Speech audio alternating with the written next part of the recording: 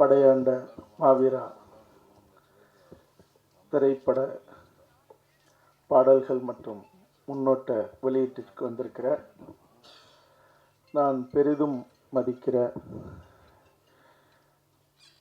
அவர்கள் மீது நானும் என் மீது அவர்களும் பேரன்பும் பெரும்பாசமும் கொண்டிருக்கிற எனது மனதுக்கு நெருங்கிய உறவுகள், இந்த மண்ணையும் மக்களையும் நேசிப்பது போலவே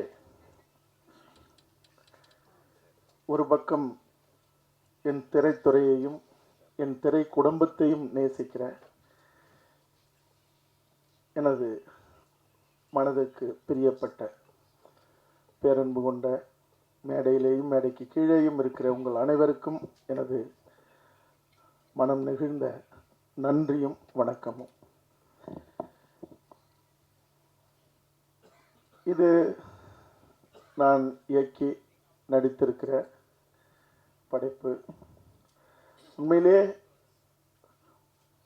ஒரு படைப்பாளி அவனுடைய படைப்பு தான் பேசணுமே ஒழிய அவன் பேசுவதுங்கிறது கொஞ்சம் கூடுதலான விடயமாக நான் எப்பொழுதும் பார்ப்பேன்.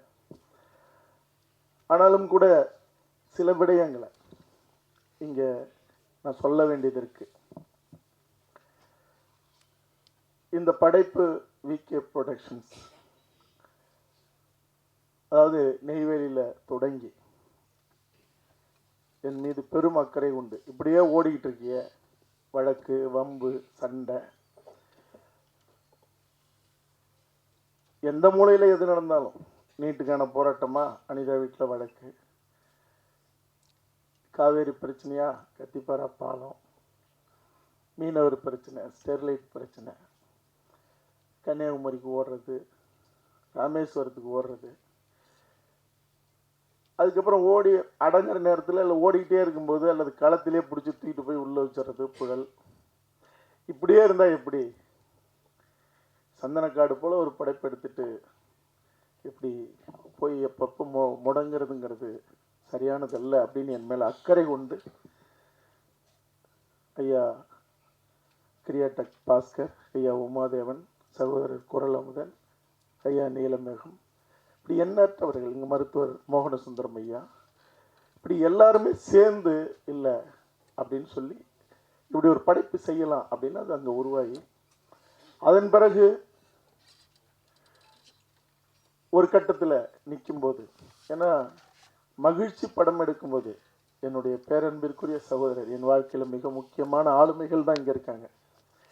தயாரிப்பாளர் மணிவண்ணன் அவர்கள் இந்த நேரத்தில் இந்த இடத்துல உட்கார்ந்துருக்கும்போது இந்த படைப்பு செஞ்சோம். இந்த படைப்பு நீங்கள் எல்லாரும் பார்த்தீங்க. உங்களுக்கெல்லாம் ஒரு பெரிய சிலிர்ப்பை முன்னோட்டமும் பாடல்களும் ஏற்படுத்தியிருக்குங்கிறதுல எனக்கு எந்த சந்தேகமும் இல்லை. படம் பார்த்ததுக்கு பிறகு படம் முடியும் போது இந்த மண்ணில் மட்டும் இல்லை, பார்க்கிற ஒவ்வொரு மனசுலையும் ஒரு பெரும் பேரதிர்வு ஏற்படும். நான் அதை உறுதியாக சொல்கிறேன். 30 கலைஞர்கள், பின்னணி குரல் கொடுக்குற கலைஞர்கள், பெண்கள் ஒரு 10-12 பேர், இளைஞர்கள், குழந்தைங்க, பெரியவங்க, இப்படி எல்லாரும் சேர்ந்து இந்த கூட்டு குரல் கொடுக்கறதுக்கு டப்பிங்கில். அப்போ வந்தவங்க அங்கங்கே பார்த்துக்கிட்டே இருந்தாங்க. கூட்டம் கத்துறது எல்லாம் பார்த்துருப்பீங்க. பெரும் கூட்டம், அந்த பெரும் செலவு, அதில் தான் நிறைய விவாதங்கள்லாம் நடக்கும். படத்தில் நடந்த சண்டையை விட நேரில் எங்களுக்குள்ள நிறைய சண்டை நடந்திருக்கு. ஆனால் ஒரு இடத்துல அப்படி ஒருத்தர் சாயும் போது ஓடி வந்து கட்டி பிடிச்சி தூக்கிறதும் அரவணைக்கிறதும் உச்சி முகர்கிறதுங்கிறதும் இந்த படைப்பில் நிறைய நடந்துக்கிட்டே இருக்கு. ஆக அந்த 30 கலைஞர்கள் ஒரு அறைக்குள்ள உட்காந்து கூட்டத்தில் கத்துறாங்க. அங்கங்கே காட்சி, கத்துறது, அழுவுறது, கோஷம் போடுறது, அப்படி இருந்தது. ஒரு கட்டம் நெருங்க காலையில் 9 மணிக்கு ஆரம்பித்து மாலை 6 மணிக்குள்ளே முடிக்கணுன்றது திட்டம். ஆனால் அது 7-8ன்னு அப்படி தாண்டி போகுது, அடுத்த கால் ஷீட்டுக்கு போகுது. அப்போ ஒரு கட்டத்தில் பொறுக்க முடியாத அவங்க, ஏங்க அந்த ஒரு சீனை முழுசாக காட்டுங்களேங்க, ஏங்க அங்கே கத்தி விட்டு அப்புறம் கடைசியாக காட்சி முடியும் போது அது சரி ரைட் அப்படின்னு சொல்லி பாருங்க, இந்த காட்சியை பார்க்கணுமா பாருங்க அப்படின்னு பார்க்க விட்டேன். இறுதி கட்ட காட்சி, இந்த படைப்பின் உண்மை நாயகன் மருத்துவமனையில் ஐயா நீதியரசர் அவர்கள் சொன்னது போல நூற்றுக்கணக்கான கோடிகள் இல்லை, இந்த உலகம் அதிர்ந்து போகும். வேற 5000 ரூபாய்க்கு கூட கழுத்தறுத்து கொலை பண்ற கூட்டம் இருக்கிற இன்றைய சமூகத்தில் 1000 கோடி ரூபாய் 1000 கோடி ரூபாய் விலை பேசப்பட்ட நிலையில தன்னுடைய இடது காலால் எட்டி உதைத்தவன் உலகத்தில் எங்கேயும் பார்க்க முடியாது. இந்த படம் வரும்போது அந்த பேருண்மைகள்லாம் தெரியும் போது அதிரும் மனித மனங்கள். அவன் சாதியாக இருக்கிறான், மதமாக இருக்கிறான் அப்படிங்கிறதுலாம் முக்கியம் இல்லை, இல்லை வேற்று மொழியாக இருக்கிறான், மனிதனாக இருந்தாலே போதும். அந்த 30 பேரும் அந்த இறுதிக்கட்ட காட்சிய மருத்துவமனையும் அவனுடைய மரணமும் ஊர்வலமும் இன்ஜினியர் பாரி அப்படின்னு இந்த 4 ஃப்ரெண்ட்ஸ் இந்த குரல் பதிவு தளம், அங்கே ஒரு அறைக்குள்ள 30 பேரும் உட்காந்துருக்காங்க. ஒரு சின்ன அறை தான். நாங்கள் 2 பேரும் இங்கே அந்த பொறியாளர் அறையில் இருக்கோம். அந்த காட்சி போகுது, பார்க்குறீங்களான்னு நான் கேட்குறேன். ஏன்னா இறுதிக்கட்ட காட்சி என்ன மாதிரி மனநிலை, ஏன்னா இவங்க தினம் திரையை பார்க்குறவங்க. இந்த அவனுக்கு நீ பேசு, இவனுக்கு கத்து, இவனுக்கு திட்டு நின்று அப்படின்னு. அப்போ தினம் பார்க்குறவங்க அவங்களுக்கு வேற அது ஒரு பெரிய மரத்து போயிருக்கும். அப்போ நீங்கள் அந்த இறுதிக்கட்ட காட்சியை பார்க்குறோம், போடுங்க அப்படின்னாங்க. நடக்குது, இறுதிக்கட்ட காட்சி போகுது. அறையில் நாங்கள் இங்கே உட்காந்துருக்கோம், பொறியாளர் நானும். காட்டுறாரு, ஏன்னா நடுப்புற கண்ணாடி இருக்கும், உங்களுக்கு தெரியும் அந்த அறையும் இந்த அறையும் தடுக்கிறது. ஏன்னா இங்கேருந்து சொல்கிறதுக்கு ஒரு அம்மா குனிஞ்சு அழுதுச்சு, இன்னொரு அம்மா சேலை எடுத்து, இன்னொரு அம்மா திரும்பிச்சு, ஒரு பையன் கரிச்சு இப்போ வருவான் குடிஞ்சு கிணறு. இவர் என்கிட்ட சொல்லிக்கிட்டே இருக்கார், பாரு சார் பாரு சார். இதெல்லாம் இறுதிக்கட்ட காட்சியினுடைய அதுக்கு முன்னாடி வரைக்கும் சிலிர்ப்பு, நெருப்பு, தகிப்பு, படம் பூரா அப்படிதான். ஆனால் அந்த இறுதிக்கட்ட காட்சி அது சொல்லு சார், அந்த பாரு சார், அந்த பையன் அந்த அந்த அந்த நிற்கிறான் பாரு சார், நின்று பார்க்குறான். பாடல் அந்த முடிஞ்சுது. எள்ளுவய பூக்களே எப்படி ஒரு பாடலோ, எனக்கு ரொம்ப பிடித்த பாடல். இதுல வீரப்படையாண்ட வீரா, வெற்றிக்கு பிறந்த தீரா அப்படின்னு அந்த பாடல் கவி பேரரசு வைரமுத்து அவர்கள் எழுதியிருப்பாங்க. அவன் மக்களை மறந்து மறைந்தாயே மாவீரான அந்த பாடல். அது வெறும் பாடலா கேட்டாலே யாராலையும் தாங்க முடியாது. காட்சியா முடியும் போது அந்த ஒரே அழுகை சத்தம், கதறல் சத்தம் எனக்கு எனக்கு வெளவெளத்து போச்சு. ஏன்னா இந்த மனநிலைங்கிறது அது அது எப்படியாப்பட்ட மனநிலைன்னு உங்களால் ஏதாவது ஒரு வகையில் புரிஞ்சுக்க முடியும். ஒரு பையன் எந்திரிச்சு, எல்லாரும் அப்படி கலங்கிட்டு இருக்காங்க, கத்திக்கிட்டு இருக்காங்க. ஒரு பையன் அந்த அந்த பொறியாளர் அறைக்கு 30 பேர் வர முடியாது, ஏன்னா சின்ன அறை. நீங்கள் இங்கே வரீங்களா, நாங்கள் வரட்டுமான்னு கேட்குறாங்க. கண்ணை தொடச்சிட்டு, இல்லை நான் வரேன்னு இப்படி வெளியில் போகிறேன். நான் போகிறதுக்குள்ளே 30 பேர் வெளியே வந்து என்னை கட்டி பிடிச்சிட்டு கதறி அழுததுங்கிறது அது என் படைப்புக்காகங்கிறது மட்டுமே நான் நினைக்கல. ஒருத்தன் அறம் கொண்டு வீரம் கொண்டு நேர்மை கொண்டு பிறந்து வாழ்ந்த ஒருத்தனுடைய வாழ்க்கைங்கிறதுனால தான் அந்த கதறலும் அந்த அழுகையும். இல்லைன்னா வராது, வரவே வராது. ஆக நான் இந்த படம் வெற்றி படங்கிறது இல்லை, எனக்கு எந்த சந்தேகமுமே இல்லை. இன்னொன்று, என் மனது நெருங்கிய எத்தனையோ மூத்த பத்திரிகையாளர்கள் அவங்க பார்த்து நான் வளர்ந்துருக்கேன். நிச்சயமா அவங்க என்னை வளர்த்துணுன்னு நினைப்பாங்க.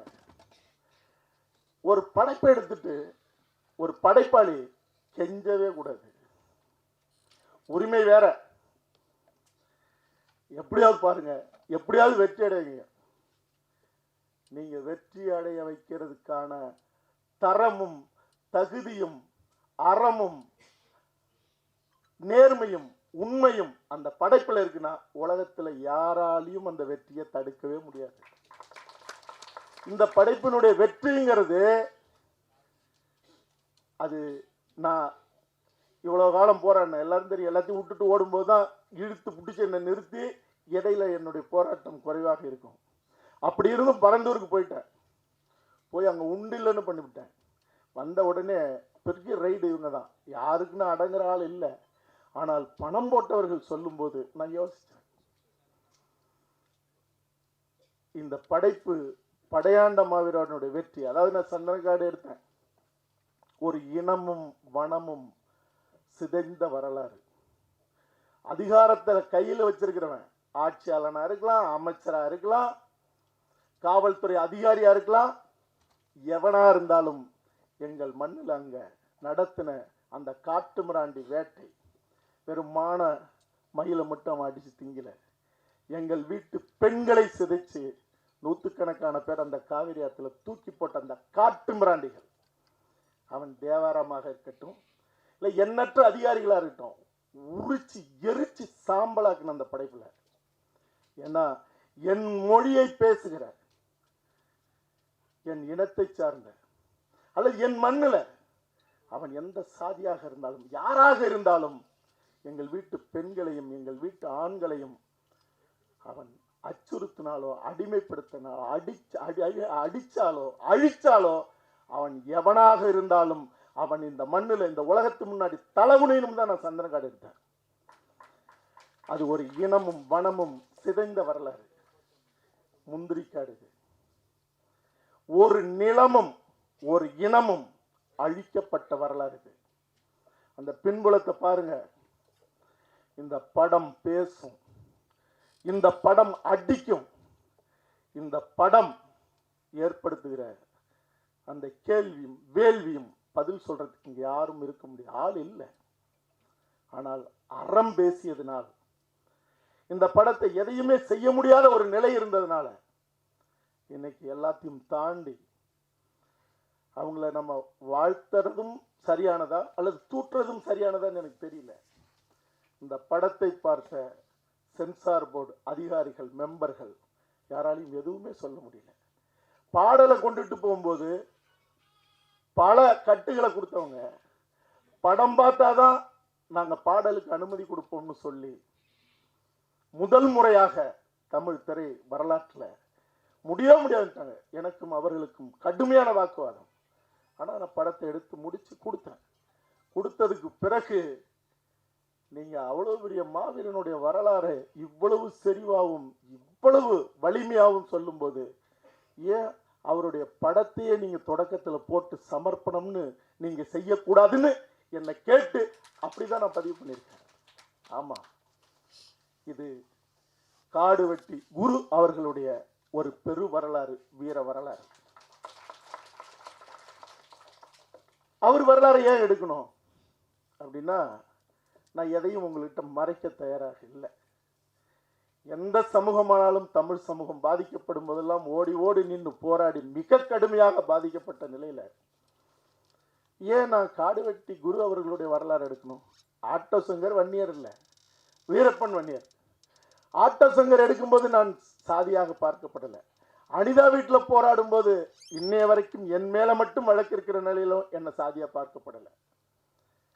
தேவர் கல்லூரியில தென்காசியில போய் மீட்டெடுக்கும் போது எல்லா சமூகத்தையும் சேர்த்து என்ன பார்க்கல. தூத்துக்குடியில 4 என் சக குடி பறையர்களை வெட்டி சாய்ச்ச அந்த நிலையில அங்க அவர்களுக்குரிய குலதெய்வத்தை அந்த சாமிக்கு அடிக்கல் நாட்ட நான் போகும்போது அதிகாலை 6 மணிக்கு தூத்துக்குடி விமான நிலையத்தில் கைது செய்யப்பட்டான். அப்ப கூட என்ன சாதியா பார்க்கல. ஆனால் ஒரு சமூகம் நேர்மையற்று பாதிக்கப்படும் போது, அது நான் பிறந்த சமூகமாக இருக்கும்போது ஒரு திரைப்படம் வருது. அந்த திரைப்படத்தில் இருக்கிற அந்த கதாபாத்திரம், அந்த கொடூரமான காவல்துறை அதிகாரி, அவன் வேற ஒரு தமிழ் சமூகம். அந்த சமூகத்தை கூட நான் சொல்ல மாட்டேன்.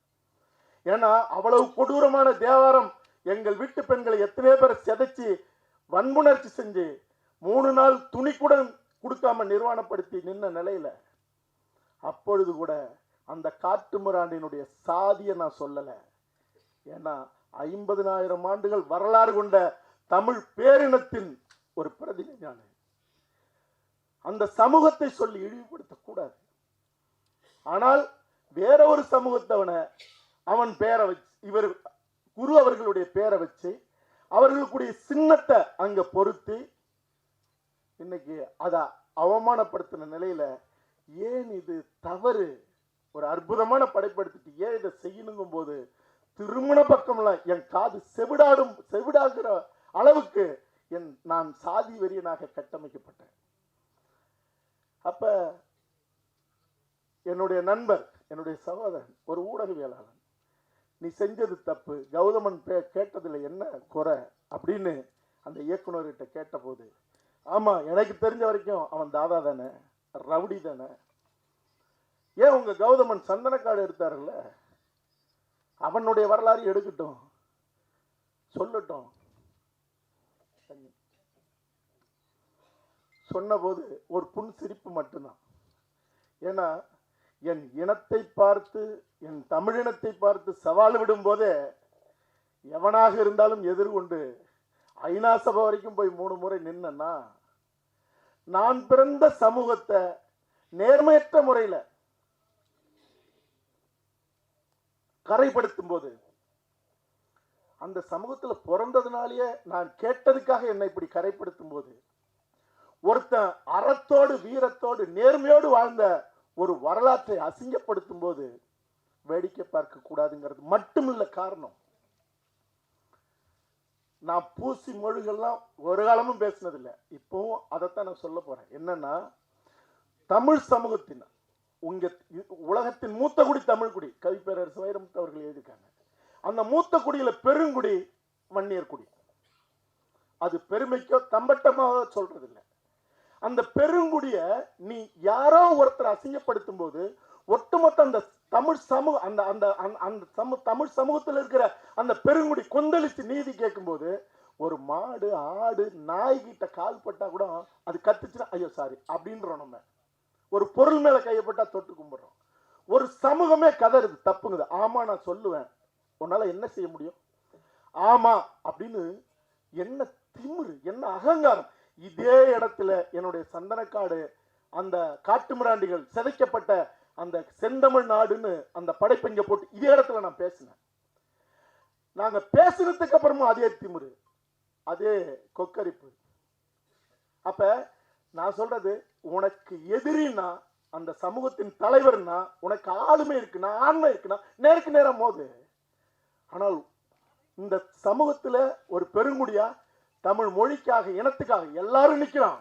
என்னை பொறுத்த வரைக்கும் தமிழ் சமூகத்துல அவன் யாராக இருந்தாலும் இந்த இனத்துல எந்த ஒரு சாதியும் பெருசாதி இல்லை, உயர்ந்த சாதி இல்லை, எனக்கு மேலானவனும் இல்லை, எனக்கு கீழானவனும் இல்லை. அப்படி ஒரு நிலையில நீ கொந்தளிக்கும் போது கூட திமிரா பேசுறதுங்கிறதும், அந்த சமூகம் நான் எதுக்குடா தமிழுக்கு நிக்கணும், நான் எதுக்கு இனத்துக்கு நிக்கணும், நான் ஏன் ஈழத்துக்கு நிக்கணும்னு ஒரு பெரும் இளைஞர்கள் கூட்டத்தை கொண்ட அந்த சமூகத்தை கோபப்படுத்தி பார்க்கறதுல உனக்கு என்ன நியாயம் இருக்கு, உனக்கு என்ன அறம் இருக்கு? இன்னும் சொல்ல போனா இதற்கெல்லாம் மூல காரணமாக இருக்கிற ஆள் நீ தமிழனே இல்ல, என் மொழிக்கும் இனத்துக்கும் சம்பந்தம் இல்லாதவன். நீ எங்கேயோ ஒரு பின்புலத்துல இருந்து நீ சொல்ற. அப்ப ஒரு இதுல இருக்கிற அரசியல் என்னன்னா, நான் ஜல்லிக்கட்டுக்கு ஏன் அவனியாபுரத்துல வாடிவாசல்ல போய் நின்று ரத்தம் சிந்தி போறான்னா, வெறும் மாடு மட்டும் விளையாடுறதுக்கு இல்ல, அந்த இடத்தை தான் பார்க்கணும். மாட்டோட விளையாடுறது நம்மளுடைய மரபு. ஏன் நெஞ்சு, ஏன் ரத்தம், ஏன் மாடு குத்துன ஏன் வயிறு தான் தெரியுது. எந்த மாடு செத்ததா சரித்திரம் இல்ல. உனக்கு ஏன் பயம்? சிங்கத்தோட விளையாட முடியுமான்னு கேள்வி கேட்ட ஒரு உச்ச நீதிமன்ற நீதிபதிக்கு பதில் சொல்றதுக்கும் பதிலடி கொடுக்கறதுக்குன்னா நான் அவனியாபுரம் வாடிவாசல்ல நின்னேன். ஏன்னா நீங்க ஜெர்சி மாடு வந்துடும். இன்னைக்கு இயற்கை விவசாயத்தில் அதனுடைய மூத்திரமும் அதனுடைய சாணமும் தான். அந்த இயற்கை மாடு அந்த பால் கறந்தா தான், அந்த பாலை குடிச்சா தான் அறிவுள்ள பிள்ளைகள் வளரும். இல்லைன்னா மாடும் பன்றியும் சேர்ந்த ஒரு இனத்திலிருந்து பாலை குடிச்சா என்ன ஆகும்? அப்ப என் இனம், என் நிலமும் அழிக்கப்படுது, என் இனமும் மலராக்கப்படுது, என் நிலமும் மலராக்கப்படுது. அப்ப இன்னைக்கு நம்மாழ்வார்னு ஒருத்தர் வந்து இயற்கை விவசாயத்தை புகுத்தி அப்படி வந்துட்டு இருக்கும் போது, இதுக்குள்ள இருக்கிற இந்த சூழ்ச்சியை பார்க்கும்போது தான் அடிச்சு உதச்சு இந்த மண்ணுல மீண்டும் நம்மளுடைய ஜல்லிக்கட்டு விளையாட்டு நடந்தே தீரணும்னு தான் நான் போய் அவாடி வாசல்ல நின்னது. அவன் அடி சாதா தொப்பியை கழித்து இரும்பு தொப்பியோட வரும்போதும் நெஞ்ச நிமித்திட்டு போய் நின்னது, ரத்தம் சிந்தும் போது கூட சீறி பாஞ்சதுங்கிறது திமிரு இல்லை, வேற வழி இல்லை. அப்ப தமிழ் சமூகத்துல எழுச்சியோட ஒரு நிக்கிற எந்த இனமாக இருந்தாலும், அது அது அது சின்ன சமூகமா இருந்தாலும் சரி, பெரிய சமூகமா இருந்தாலும், ஆனால் பெரிய சமூகமா இருக்கும்போது அவர்கள் உரிமை மறுக்கப்படுறதும், அவர்கள் அடக்கப்படுறதும், அவர்கள் அவமானப்படுத்தப்படுறதும் ஒரு பெரும் சமூகத்துல நிகழ்ந்தா அவனுக்கே இப்படி நிகழ்ந்துருச்சுப்பா, நாம என்ன செய்ய போறோம்? ஒன்னும் செய்ய முடியாது. இப்படியேதான் அடங்கி கிடக்கணும், அடிமையா கிடக்கணும் அப்படிங்கிற நிலை இருக்குல்ல, அது வன்முறைகளுக்கெல்லாம் மேலான வன்முறை. அப்ப நீனு தவறும் செஞ்சுவிட்டு அதுக்கு மேல திமிரா நிற்கும் போது உனக்கு பதிலடியும் கொடுத்தே தீரணும். என் மண்ணுல உனக்கு இவ்வளவு திமிர் இருக்குன்னா அப்ப இந்த மண்ணுல இருக்கிறவனுக்கு எவ்வளவு இருக்கும்? அது திமிரா இருக்கணும்னு அவசியம் இல்லை, அறமாக வீரமாக இருக்கணும். இந்த படம் என் இனத்தை, என் இனத்திற்குரியவர்களை தலை நிமிர்த்தும், என் எதிரிகளை 100% தலை குனிய வைக்கும். அதுதான் படையாண்ட மாவீரா. தவிரவும் இது மட்டும் இல்லை, என்னுடைய வாழ்நாள் லட்சியமே சந்தனக்காடு எடுத்த முந்திரிக்காடு, முந்திரிக்காட்டுல இன்னும் ஒரு மாவீர வரலாறு இருக்கு. என் தாய்க்கும் தாய் மொழிக்கும் சமமான என்னுடைய தமிழீழ தேசிய தலைவன் மேதகு பிரபாகரன் அவர்களுக்கு சமமான தோழர் தமிழரசன் வரலாறு. அந்த வரலாறு வரும்போது தெரியும். சந்தனக்காடு வரலாறு, முந்திரிக்காடு வரலாறு மட்டும் இல்லை, எல்லாத்துக்கும் மேல இந்த பிறப்பினுடைய அர்த்தமாக நான் காத்துக்கிட்டு இருக்கிறது, நான் முன்னாடி சொன்னது போல என் தாய்க்கு சமமான தலைவர் பிரபாகரன் அவர்களுடைய வன்னிக்காடு வரலாறு எடுக்கிறதுக்கு தான் நான் காத்துக்கிட்டு இருக்கேன். அது வரும்போது இங்கேயாவது என் இனத்தின் எதிரி தலைகுனிவான், இந்த உலகமே தலைகுனிய போது. தலைவர் பிரபாகரன், அண்ணன் பிரபாகரன் வரலாறு வரும்போது இந்த உலகம் தலைகுனியும். ரூட்ஸ்ங்கிற வேர்கள், அது பெரும் நாவல். அது கருப்பினத்தை அடக்கின வெள்ளையர்களுடைய அந்த குரூரங்களை சொன்னது. அது தொடராக 100 எபிசோடு வந்தது. 100வது எபிசோடு வரும்போது அமெரிக்காவினுடைய தலைநகர்ல வெள்ளைக்காரர்கள் எல்லாம் மண்டியிட்டு முட்டி போட்டு கையெடுத்து கும்பிட்டு எங்கள் முன்னோர்கள் செய்த பாவத்திற்கு நாங்கள் மன்னிப்பு கேட்கிறோம்னு சொன்னாங்க. வீரமும் அறமும் செறிந்த எங்களுடைய ஈழ போராட்டத்தை இந்த உலகம் தோன்றின காலத்திலிருந்து முடிகிற காலம் வரைக்கும் அப்படி ஒரு தலைவன் இந்த உலகத்தில் இல்லை, எந்த இலக்கியத்திலும் இல்லை. அண்ணன் பிரபாகரனுடைய வரலாறு நமக்கெல்லாம் தெரிஞ்சது கொஞ்சம். இப்படி அந்த வரலாற்றை செய்யணும், அதுக்குதான் இந்த வரலாறு செஞ்சிருக்கேன். இந்த வரலாற்றில் நான் வெல்லணும். இந்த வரலாறே நாங்க போட்ட பட்ஜெட்டோட பல மடங்கு கூடிருச்சு. நான் அந்த வரலாறு நேரடியாக எடுக்க முடியாது. ஆனால் 15 ஆண்டுகளாக உலகம் முழுக்க சுத்திட்டு இருக்கேன். ஐநா சபைக்கு போறதோட நிக்கல, மீதம் இருக்கிற எவ்வளவு தளபதிகளை சந்திக்கணுமோ சந்திச்சு சேகரிச்சுட்டே இருக்கேன். ஆக இந்த வரலாறும் இந்த வெற்றியுங்கிறது என் இனத்திற்கான தலைநிமிர்வு. இப்படிப்பட்ட இந்த நிகழ்வுல என்னை ஆளாக்கியவர்கள், என் மீது பேரன்பு பெரும்பாசம் கொண்டவர்கள் எல்லாருமே இங்க நான் அழைச்சிருக்கேன். அது என்னுடைய அதாவது நான் நான் நான் நடிச்சு இயக்குன மகிழ்ச்சி படத்தினுடைய தயாரிப்பாளர் மணிவண்ணன் அவர்களாக இருக்கட்டும், இன்னைக்கு என்னை வச்சு படம் எடுத்த எல்லாருமே இங்க வந்திருக்காங்க, என்னை உருவாக்குனவங்க வந்திருக்காங்க. என் வாழ்க்கையில மறக்க முடியாதவங்க. நீங்க சிவசக்தி பாண்டியன் சார் நீங்க எடுத்துக்கிட்டீங்கன்னா மிக கடுமையான எதிர்ப்பு. காதல் கோட்டை, காலமெல்லாம் வாழ்க, காலமெல்லாம் காதல் வாழ்க, கண்ணெதிரே தோன்றினாள், இந்த படம்லாம் எடுத்துக்கிட்டு இருக்கும்போது அவ்வளவு பெரிய நெருக்கடி. தங்கர் பச்சான் அவர் கூட கௌதமனுக்கு கொடுக்காத என்ன டைரக்டர் ஆக்குனாரு. அது சொல்றது எனக்கு ஒண்ணு இது இல்லை. மோகன் பையன் ஒரு 60 படங்கள் அசோசியேட்டா வேலை செஞ்சவர். நான் உண்ணாவிரதம் இருப்பேன்னாரு. அவர் சொன்ன வார்த்தை, கௌதமனை நான் கனவே கலையாத டைரக்டர் ஆக்கிய தீர்வுன்னு சொல்லி ஆக்கினாரு. எல்லா நிலையிலும் என் குடும்ப வாழ்க்கை உட்பட என் கூட, அவர் கூட நான் நிக்கிறேன், அவர் என் கூட நிக்கிறார். எல்லாருமே அப்படிதான்.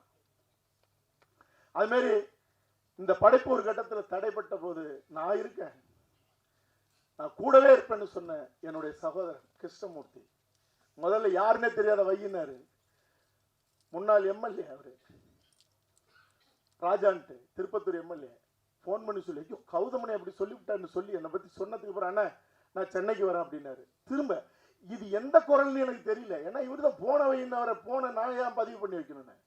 நேரா வந்தவர் எவ்வளவு வேணும்னு கேட்டாரு. ஒரே நேரத்தில் 2 கோடி பண்ணுங்க படம் அப்படின்னாரு. ஒரு கட்டத்தில் நிற்கும் போது அதுக்கப்புறமும் இந்த படம் ஒரு பெரும் பொருட்செலவு. ஏன்னா நினைச்சதை எடுத்துடணும்.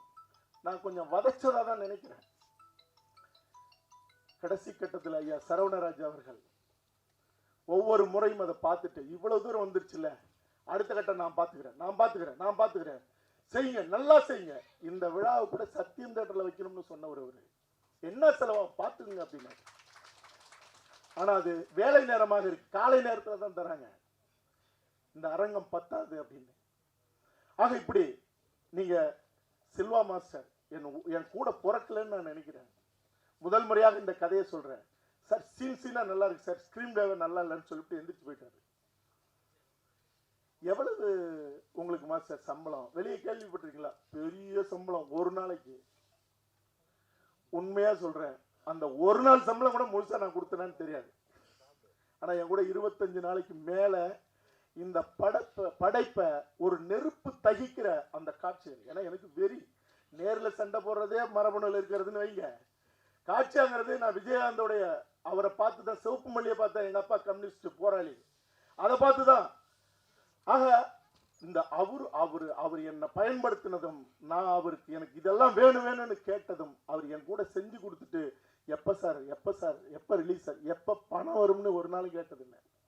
அது மாதிரி தேஸ் மாஸ்டர் யார சொல்றது யார விடுறது. கிங்ஸ்லி என்னுடைய நண்பன், அதுக்கு முன்னாடி எல்லாம் நான் பார்க்கல. இப்ப நண்பன் அப்படி ஒரு நண்பனை பார்க்க முடியாது. ரெடின் கிங்ஸ்லி. சமுத்திரக்கணி என்னுடைய 30 வருஷ கால நண்பன். என்ன நண்பன் செய்யணும், நான் வரேன், என்ன எதுவுமே கேட்கல, நீ தப்பா எடுக்க மாட்டேன். நான் சொன்னேன், இது சாதிய படமாக தெரியும், படம் முடியும் போது இது தமிழ் சாதி படமாக முடியும். ஏன்னா இங்க சாதிய மர மனிதனை நினைன்னு சொல்லிதான் இந்த மொழிக்கும் இனத்துக்கும் சம்பந்தம் இல்லாத கூட்டம் 50 வருஷமா அடிமைப்படுத்த ஆண்டுகிட்டு இருக்கு. அதுக்காக சாதியை நான் நினைச்சு தூக்கி புடின்னு சொல்லல. உன்னை மறக்க சொன்னவன் நீ என்ன சாதின்னு அவனை கேட்கக்கூடாதுன்னு தான் அவன் உன்னை மறக்க சொன்னது.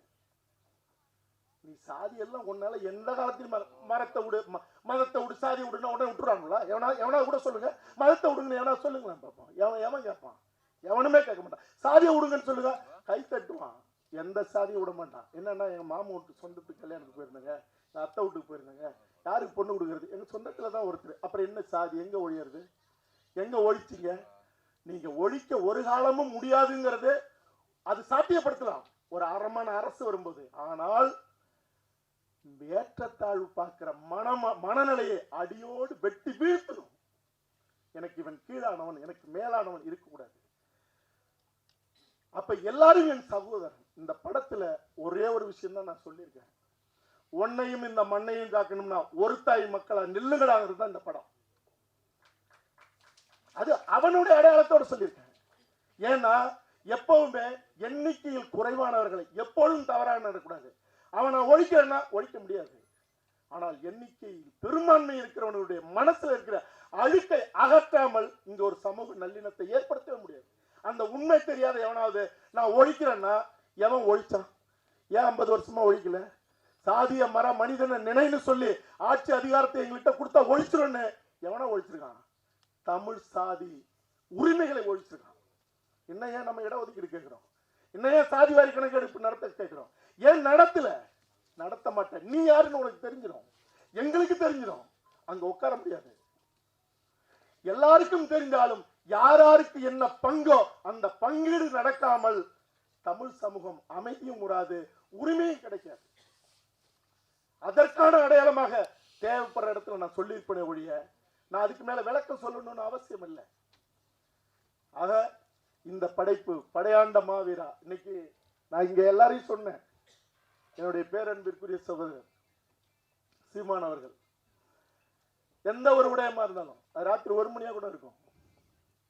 தமிழ் தேசியத்துக்கு ஏன் 2 சாதி, 2 கட்சி, தமிழ் பேரரசு ஒண்ணு, நாம் தமிழர் ஒண்ணு. அவர் இருக்கும்போது நீ ஏன் ஆரம்பிச்ச? எத்தனை திமுக கட்சி,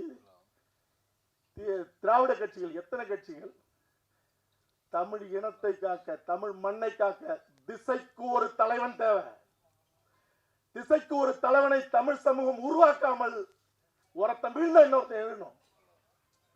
தேவைப்படும் போது எப்படி அப்பா அம்மாவுக்கு உடம்பு சரியில்லைன்னா, ஒரு ஆபத்துனா அத்தனை பிள்ளைகளும் ஒன்று கூடி நிற்குதோ அப்படி நிற்காமல் தமிழ் சாதிகளையும் தலைவன் தேவை. இதை இழிவாக, கேவலமாக, குதர்க்கமாக பேசுகிற கூட்டத்திற்கு அதை பத்தி நான் கவலைப்படல. அது அவசியமும் இல்லை. அது ஈனத்தனமான பிறவிகள். தன் சமூகத்தை காக்க ஒவ்வொரு சமூகத்திலும் தலைவன் தேவை.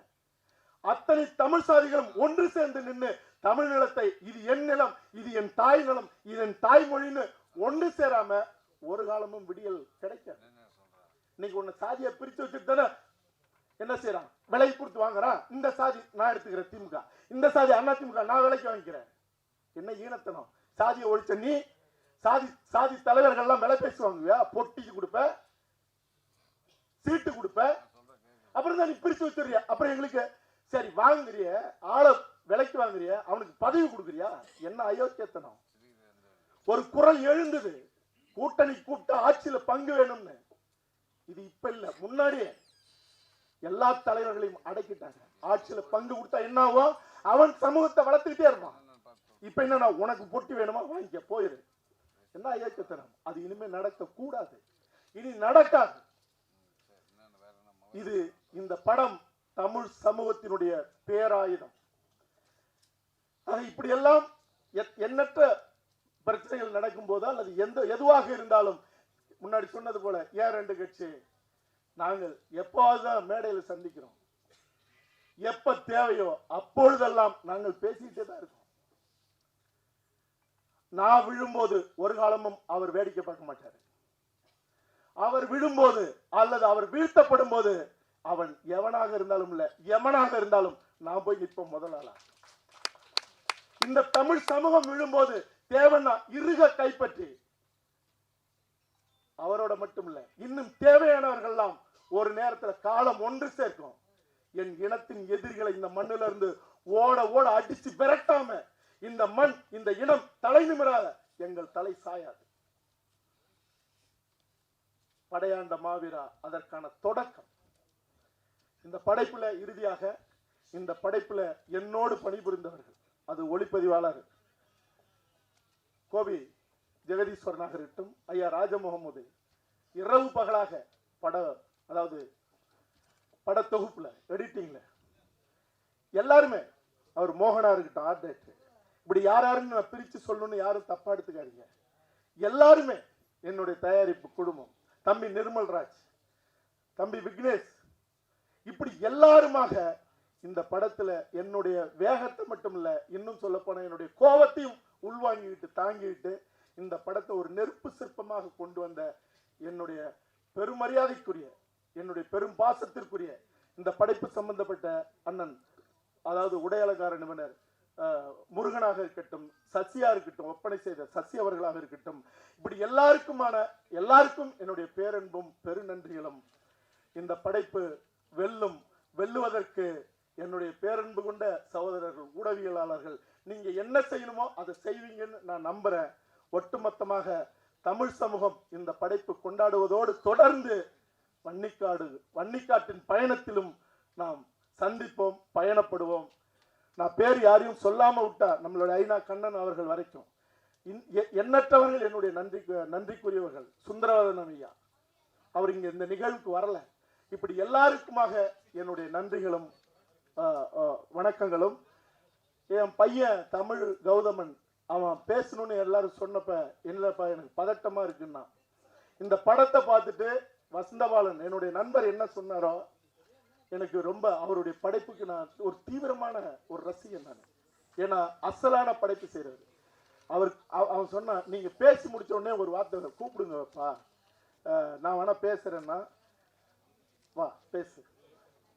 எல்லாருக்கும் மீண்டும் என்னுடைய நன்றி, வணக்கம்.